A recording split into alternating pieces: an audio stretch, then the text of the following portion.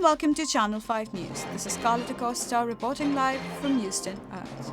We have just received news regarding the crew of the lost spaceship Voyager Centauri.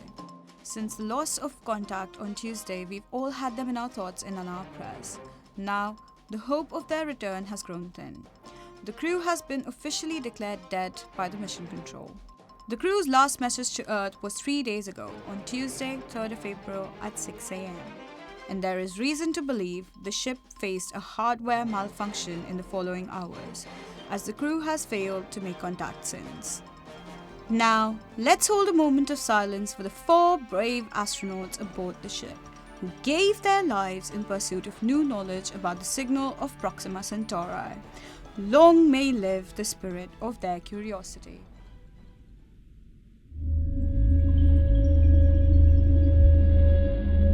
"17 Screwdrivers presents Voyager Centauri."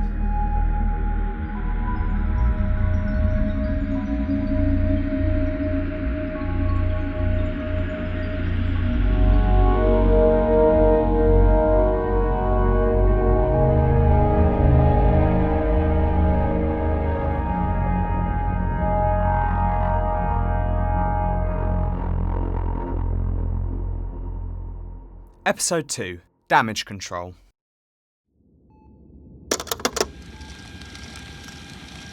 Day 844 aboard Voyager Centauri, destination Proxima Centauri, Captain Boyer logging.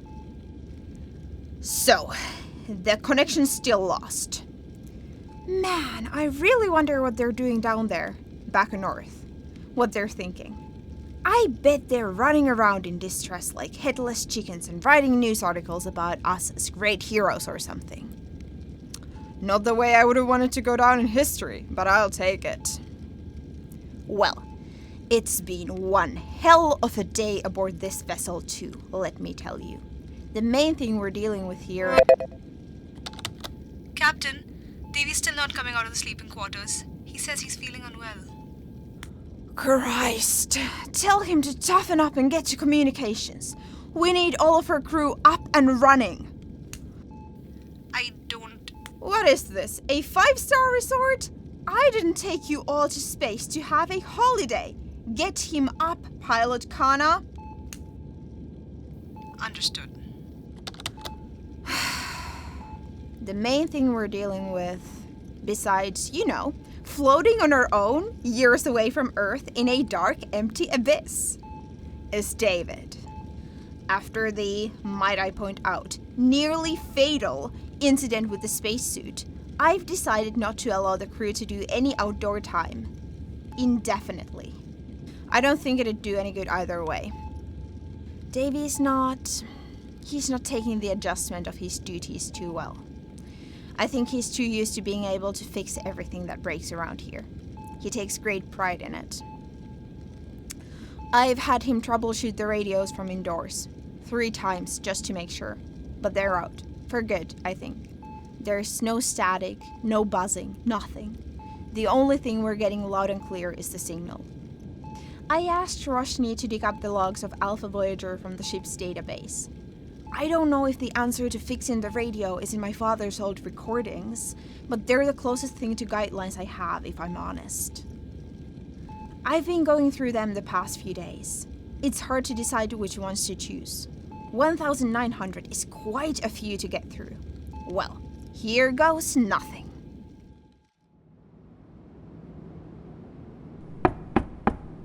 Hey, you feeling alright there? I'm fine. Harriet's asking for you. Well, let her ask. Something fun for her to do for a change. What do you mean? I'm just saying, the orders she's been giving me for the past couple days haven't really been up to my standard of work. But she needs you. She's our captain. Yeah? Well, go play spaceships with her all you want. I'm not buying into that anymore.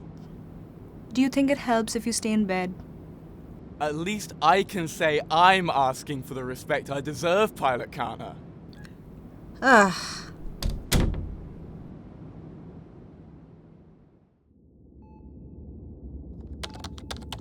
Log of Alpha Centauri, logged by Captain Alistair Boyer on mission day 1372. Fucking Jupiter. We lost the connection to Houston at 0700 in the morning, as Selmer predicted. Should be 2 weeks before the radio's back up and running. Those smartasses back on Earth could have added this to their calculations before we left for the mission. I have to have my crew do everything. They have no idea what it's like being up here. Yeah, I know you'll listen to this once we get back to Earth, Jenkins. Yeah, I mean you. It's ridiculous. Ridiculous, I say, for people miles of meteor clouds away to get to decide how the stuff runs up here. Anyways, I've always believed in a firm hand when it comes to handling my crew. I think that's the only way to keep their respect.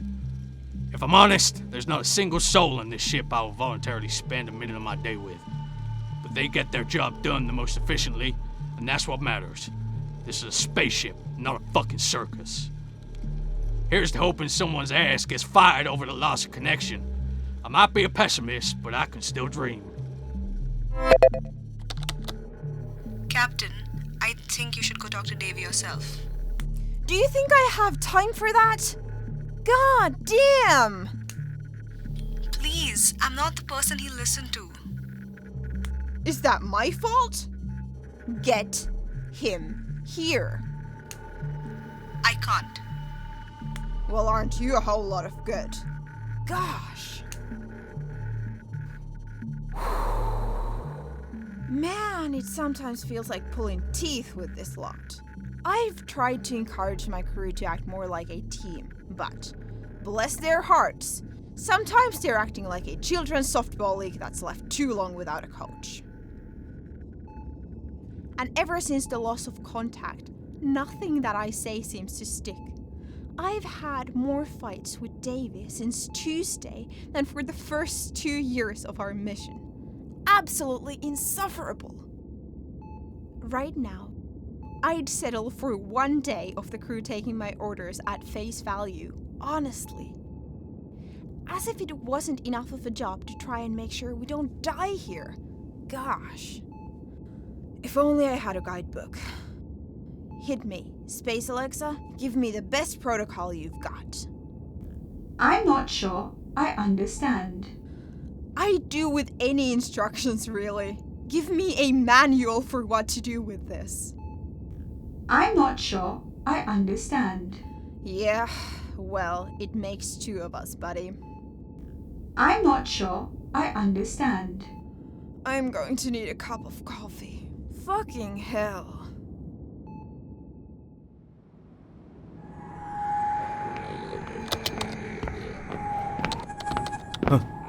Sorry, I didn't hear you come in. I'm tired. Ha! At least someone's doing their job around here. Sorry. Get your head cleared up, Aled. Some caffeine in your system. If you close your eyes, the instant caffeine powder tastes almost like coffee. I'm fine. I'm fine. It's just... I think the signal is changing. It's been different every day for the past 841 days. Completely different. But today, it's the same as yesterday. The exact same. Listen.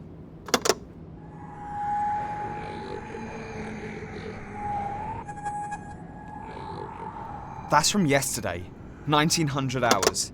And this is from this morning, around 0800 hours.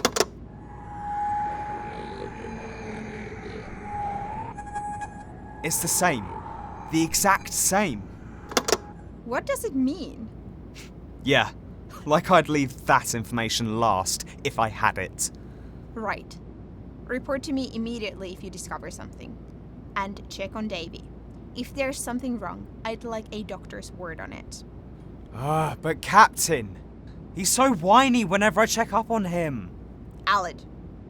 Right, sorry, my job. Exactly. Best not forget that.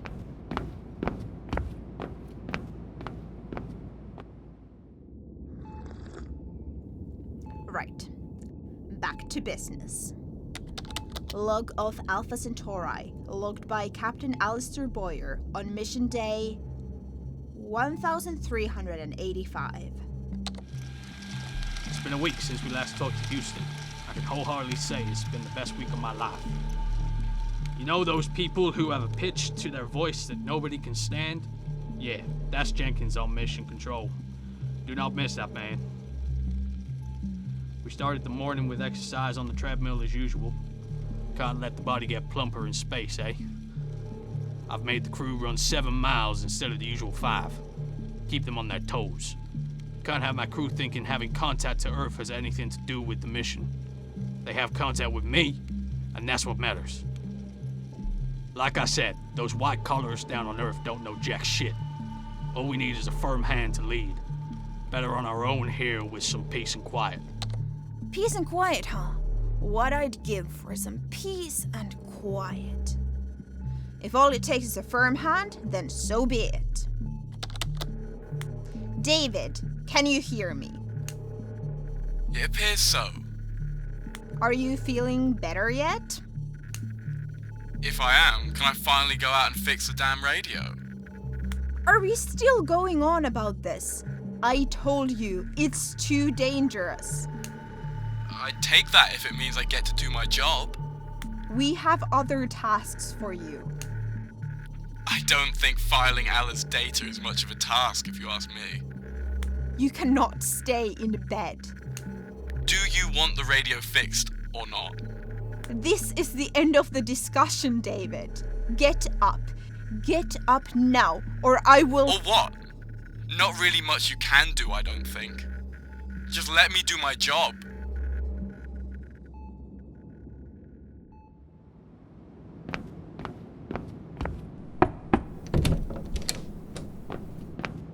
Behold, he lives. How fascinating. Do you ever shut up? Wow, rude. I'm actually amazing at shutting up. Go take that idea for a spin. What's got you in a mood today? Besides you? Very funny. Well, Harriet, do you ever think how she's not qualified for half her job? What do you mean?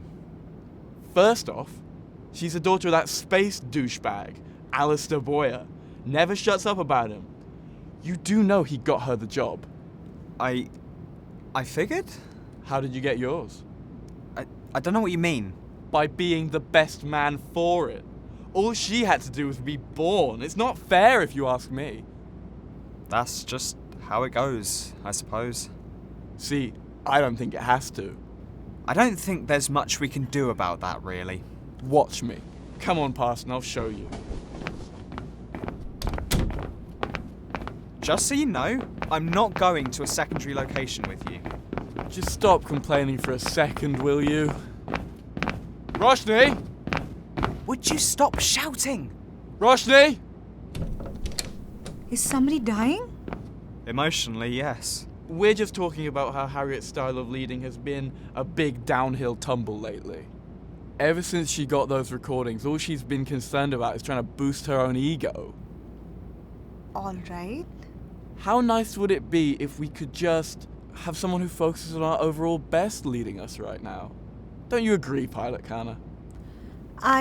Sure, but she's our captain. Who's checking? Not Houston 3, that's for sure. I don't like where you're going with this. Think about it. What is Harriet trying to do to get our connection back besides sitting in communications dwelling in her father's memoirs of his golden days? Okay, so what would you do? I'd go out and fix this shit. Like I've done every time something has gone wrong here. Maybe we should talk to Captain about this. I'm certain she'll understand. Oh, I think she'd be delighted to hear we're dissatisfied with her style of running things. I don't think you have it in you to take her out. Jesus Christ, I'm not saying we should kill her. I just think the mantle of captainhood should be passed on. You think she'd volunteer it to you? Knocking out ain't taken out. Can we all just stop talking about killing the captain? Sorry. We need a plan.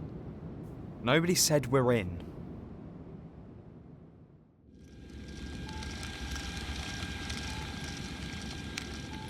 I first met this crew at the training center 2 weeks before takeoff.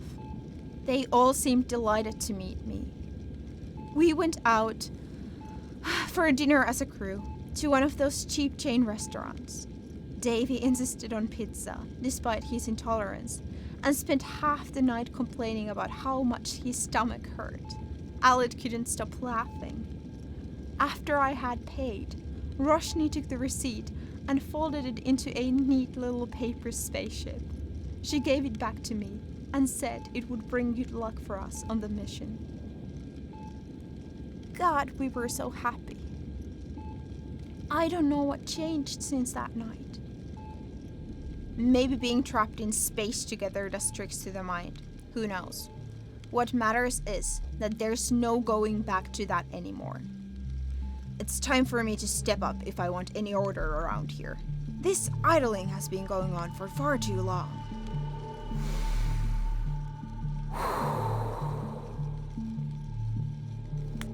Attention, crew. This is Captain Harriet speaking. From here on out, everyone who insubordinates or fails to deliver on their duties will be sentenced to 10 miles on the treadmill. This punishment is non-negotiable and will become active immediately. Davy, report to me in communications or find your way towards the exercise wing. God forbid you listen to me otherwise. So what's it gonna be? I think you're right. Harriet isn't concerned with the right problems anymore. That's a yes from Aled. Roshni? In or out? The order also applies to idling about. Stop dwelling on the loss of connection and get to work. You answer to me and not to Houston. In. So I think it's settled then. Time for a new captain around here.